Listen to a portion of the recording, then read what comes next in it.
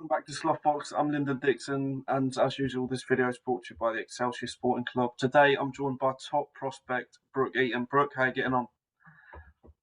Yeah, no, I'm very well, thank you. How are you? Good, yeah, I'm not too bad. I want to go right back to the start. Tell me how you first got into boxing.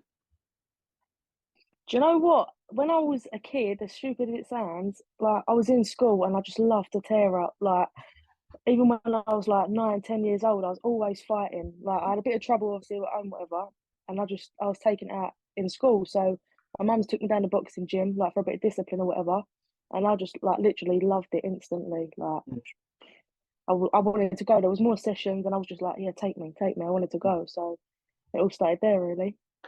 But that's the thing. From what moment did you know that boxing was for you, though? Because there's so many people that you find that have been in a boxing gym, have tried it out, but you stayed there. Do you know what I mean? It's your job now. So, at what moment did you know that, like, nah, this is it? Do you know what? I think it was more the fact of when I first started out, there weren't many girls doing it. And at the gym I first originally started at, there was no sort of, it was all boys. Like all the boys were sparring every week, and I was watching, thinking, yeah, I want to do that, but they just never give me the chance, never give me the chance. And then so I moved to a different gym, and they didn't have many girls in there before as well, so they sort of see me like asking to spar and that, and they just sort of went like, go on then, Mhm. and fuck it, chuck me in the deep end. And I think they was expecting it to scare me off, but it didn't. Like, yeah, I want to do it again. But I don't know. I think you've got to have mental issues to be a boxer anyway. Like you're getting in to get punched in the face. But yeah, no, it was. I think it was more the fact that they didn't want me doing it Mm. that made me want to do it more. If that makes sense. Yeah, yeah. So, talk to me a little bit about the But amateurs, because yeah, doing a bit of reading, you're a top amateur. So, talk to me about that time. yeah, I did a bit. I boxed in. I won 2 national titles. Boxed in a Monkstown Box Cup, got gold. Flew out to Guernsey with the England squad. Done multiple international competitions with England squad. Whole Box Cup. I think my record was 28 and 122, I believe. Which obviously ain't a terrible record, but Yeah. yeah, I did a fair bit. Well, you're with Lee Eaton, and I've got to stress that you're not related, and and you've signed with Disrupt Promotions. So, talk to me a little bit about that situation. You signed with a No, great not in the manager. slightest. Not in the slightest.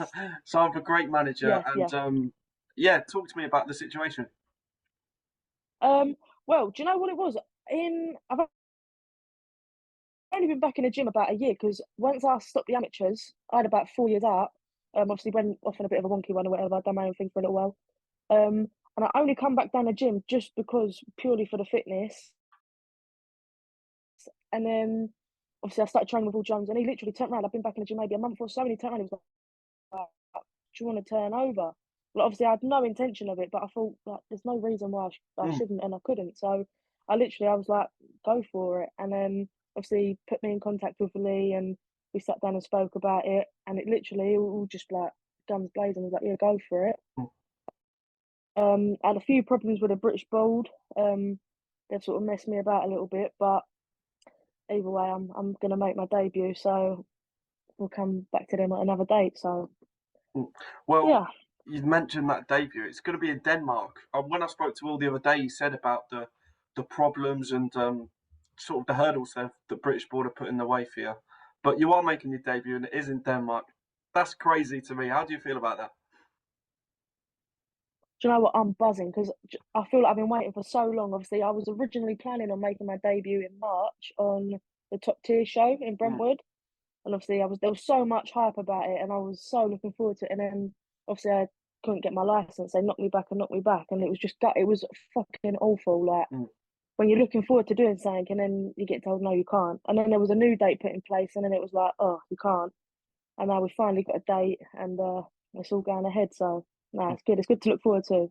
How do you feel about fighting in Denmark, though? I mean, that's the thing. Most people expect to turn over most of the time in the hometown, really. But you're flying out to make your debut. That's it. Obviously, it weren't ever my intentions to do it this way, Mm. and ideally, I would have liked it more local, so my family could come and see or whatever. But at the end of the day, it's the route we've got to take to get the ball rolling. To Mm, be honest, because otherwise I'm going to be waiting forever. mm. Well, you mentioned Will putting you in contact with Lee. Well, talk to me a little bit more about Will. What's that relationship like? Because from what he said the other day, it sounds like you get on really well and your styles gel together. So talk to me a bit about him. Do you know what? Will is a brilliant coach, and I don't actually know how I knew him before I joined his gym, but I knew of him, sort of thing. So I went down, started training, and like we instantly clicked. Like he's a great guy to get on with. Don't get me wrong, he pushes you, he does push you hard, and he puts a lot of pressure on you. But I think when you're doing boxing, I think that's what you need definitely to sort of get you anywhere. So yeah, no, he's a great coach, Mm. great coach. Well, he was talking to me a bit about who's in the gym and what the atmosphere's like, and just from what he said, it sounds incredible. But from your point of view, what's it like? I mean, you've got Ahara Davis in there who's looking to be a world champion next. So, talk to me about what it's like with the people in the gym because it sounds like it's a good place to be at the minute. Do you know what? I couldn't ask to be in a better gym. Like all us boys and girls down there were like a massive family. Like there's not anyone else in that gym there's no one in there you couldn't turn to if you had a problem or anything like that. Like you go in other gyms and sometimes there's like weird atmospheres, but you go in our gym, you know you're gonna go there, you're gonna have a good session. Like all the boys in there, they're quality in there. There's obviously O'Hara, he's got his world title coming up hopefully very soon. Mm, Tom Welland, he's just turned over. We also got in there Harley, he's just Harley, isn't he? Jordan Perkis, he'll be back soon. But yeah, it's a great little team mm. down there. A very good little team. Well, talk to me a bit about your ambitions in boxing because whenever someone turns pro, they've got their sights set on something. Talk to me about what you want out of the sport. Sorry, you cut out a bit there. Talk like I said, when everyone turns pro in boxing, everyone's got like their ambitions, their hopes, and stuff like that. Talk to me about what you want out of the sport of boxing. I'll be honest. I just want to go to the top. I just want to beat everyone in front of me. Mm, In good fashion as well. Um, yeah, I just want to be the best. To be mm, honest, that's the only thing in it for me. mm. For people that ain't seen your box, like myself, I haven't seen too much. Talk to me about your style and what fans can expect to see going forward. Um, to be fair, like I said a little bit earlier, I love a tear up. Like I'll Mm, stand there and fight, I'll stand and trade. But I can box as well. So whatever my opponent's got to bring, I'll match it and more. So mm, yeah, it'll be good. It'll be a good one to watch, mm. definitely. Well, moving on from yourself a little bit, like you said, when you first started boxing, there weren't many girls in the gym and stuff like that. But you look now, women's boxing's in such a great place, and a person that did that was Katie Taylor. I mean, if you look at her rematch that she's going to be having with Chantelle Cameron, how do you see that going? Because the first fight, a lot of people sort of picked Katie to win. Well, how does she come back after that? I feel like that fight was very underestimated, to be honest. But I feel like Mm, if Katie puts in the work, um,